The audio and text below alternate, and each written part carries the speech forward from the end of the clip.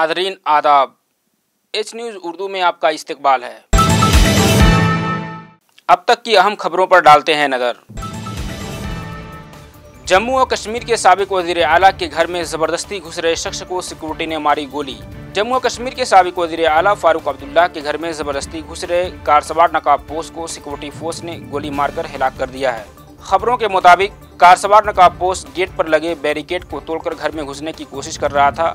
हादसा की खबर मिलते ही मौका पर पहुंची पुलिस ने पूरे घर को घेर लिया है और सुरक्षा बढ़ा दी गई है।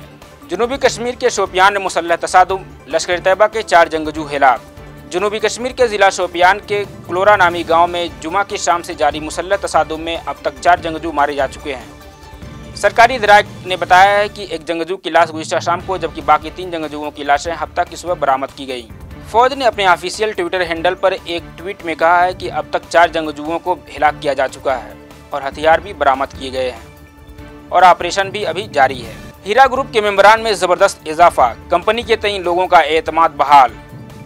हालिया दिनों हैदराबाद सिविल कोर्ट के जरिए कंपनी के बदखाओं को फटकार लगाए जाने के बाद लोगों के सामने ये बात रोज़े रोशन की तरह आया हो गई है कि कंपनी के बारे में जो अफवाह फैलाई जा रही थी वो सरासर बेबुनियाद और गलत थी, जिसका अंदाज़ा कंपनी के बिजनेस पार्टनर्स और मेंबरान के इजाफे से लगाया जा सकता है। मेंबरान की तादाद में इजाफा इस सदाकत को साबित करता है कि कंपनी के तई लोगों का एतमाद बहाल हो चुका है और उन्हें सच्चाई का पता लग गया है। कांग्रेस ने लगाया मरकजी हुकूमत पर मेहुल चौकसी को भगाने का इल्ज़ाम। कांग्रेस ने मोदी हुकूमत पर लुटेरों को भगाने का इल्ज़ाम लगाते हुए सवाल किया है कि पंजाब नेशनल बैंक में 23,484 करोड़ रुपए के घपले के मुलजिम मेहुल चौकसी के मामले में धोखाधड़ी की गई है। शिकायत होने के बावजूद उसके खिलाफ कार्रवाई क्यों नहीं की गई और उसे किस बुनियाद पर मुल्क से फरार होने दिया गया। कांग्रेस के मवासलात महकमा के सरबराह रणदीप सिंह सुरजेवाला ने कहा कि मेहुल चौकसी गुज़िश्ता साल मई में मुल्क छोड़कर बैरून मुल्क भाग गया था, जबकि उसके खिलाफ उससे पहले कंपनी उमूर की वजारत और ईडी समेत कई जगह संगीन शिकायत दर्ज थी। उन्होंने कहा कि सरकारी एजेंसियों ने पकड़ने के बजाय उसे मुल्क से बाहर जाने दिया।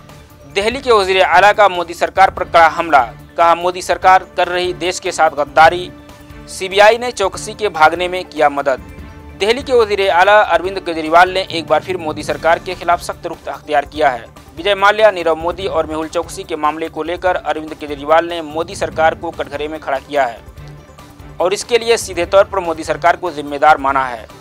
बता दें कि अरविंद केजरीवाल की तरफ से मरकजी सरकार पर ताज़ा हमला उस वक्त आया है जब एंटीगुआ सरकार ने दावा किया है कि हिंदुस्तान और यहाँ की जांच एजेंसियों से क्लीन चिट दिए जाने के बाद ही उसने मेहुल चौकसी को अपने देश की शहरियत दिया है। बिहार की वजीर बराए समाजी फलाह बहबूद के तई नरम रुख अपनाकर सवालों के घेरे में नीतीश कुमार। बिहार के वज़ीर आला नीतीश कुमार अक्सर ये दावा करते हैं कि न वो किसी को बचाते हैं और न ही फंसाते हैं, लेकिन उनके अपने ही काबीना की एक वजीर मंजू वर्मा, जिन्होंने मुजफ्फरपुर में ब्रजेश ठाकुर के जरिए चलाए जा रहे बालिका गृह का मुआयना किया, लेकिन उन्हें कुछ गलत नज़र नहीं आया। हालांकि जांच में साबित हो चुका है कि इस बालिका गृह में तकरीबन 34 बच्चियों का रेप हुआ, लेकिन मोहतरमा ने कुछ भी गलत नहीं पाया। आपको बता दें कि मंजू वर्मा ने ब्रजेश ठाकुर से बराबर मिलने की बात ही मानी थी और उनका यह भी कहना था कि उनके शौहर भी उनके साथ गए थे। उनके इस बयान से ये बात साफ है कि मंजू वर्मा ब्रजेश ठाकुर के घर गईं और उन्हें इस बात में कुछ भी गलत नहीं दिखा कि कोई आदमी अपने घर में, जहां अखबारों का दफ्तर भी है, वहां बालिका गृह कैसे चला सकता है। अब तो नीतीश कुमार के नज़दीकी भी ये मानते हैं कि एक तरफ वो कह रहे हैं कि मुजफ्फरपुर की घटना शर्मनाक है और दूसरी तरफ इस घटना के लिए जिम्मेदार कई लोगों में से एक अपने वजीर से इस्तीफा न लेना उनकी कार्रवाई की दलील को कमज़ोर करता है। मुजफ्फरपुर कांड के खिलाफ आरजेडी का दिल्ली में एहतजाज, तेजस्वी बोले भारत माता की बेटियों की हिफाजत के लिए साथ आएँ। बिहार के मुजफ्फरपुर बालिका गृह रेप कांड मामले को लेकर नीतीश सरकार के खिलाफ आज राजद का हल्ला बोल होगा। दिल्ली के जंतर मंतर पर राजद नेता और बिहार के साबिक नायब वज़ीर आला तेजस्वी यादव बिहार की नीतीश सरकार के खिलाफ अपनी आवाज़ बुलंद करेंगे और एहतजाज करेंगे। यानी आज एक बार फिर मुजफ्फरपुर कांड की गूंज दिल्ली की सड़क पर सुनाई देगी। बताया जा रहा है कि इस एहतजाज और कैंडल मार्च में दिल्ली के वज़ीर आला और कांग्रेस सदर राहुल गांधी भी शामिल हो सकते हैं। ममता बनर्जी की पार्टी ने पहले ही हिमायत का ऐलान कर दिया है। मथुरा में दलित नौजवान को मिट्टी का तेल छिड़ककर किया गया आग के हवाले। उत्तर प्रदेश के मथुरा जिला में 2 लोगों ने एक दलित नौजवान को मुबैना तौर पर आग के हवाले कर दिया है। लोगों ने आग बुझाई और उसे अस्पताल पहुंचाया।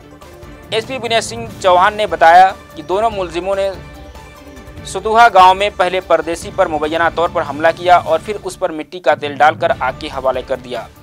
चौहान ने बताया कि लोगों ने आग बुझाकर मुतसिल शख्स को अस्पताल पहुंचाया और अभी वो खतरे से बाहर है। आइंदा इंतखाबात में कांग्रेस वजीर आजम और वजीर आला का नहीं करेगी ऐलान, इज्तिमाई क़यादत में लड़ा जाएगा चुनाव।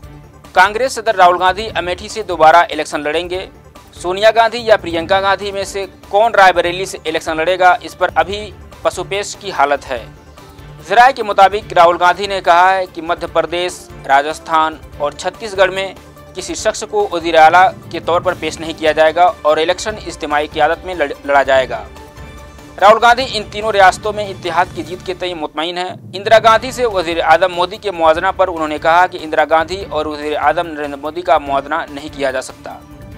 हरियाणा के पलवल में जानवर चोरी के शक में एक शख्स का पीट कर कत्ल। एक और मॉब लिंचिंग का वाकया। हरियाणा के पलवल में जानवर चोरी करने के शक में एक आदमी को पीट कर कत्ल कर दिया गया। लोगों ने फौजशुदा शख्स के हाथ पैर बांधकर उसको इतना मारा कि वह मौत के मुंह में चला गया।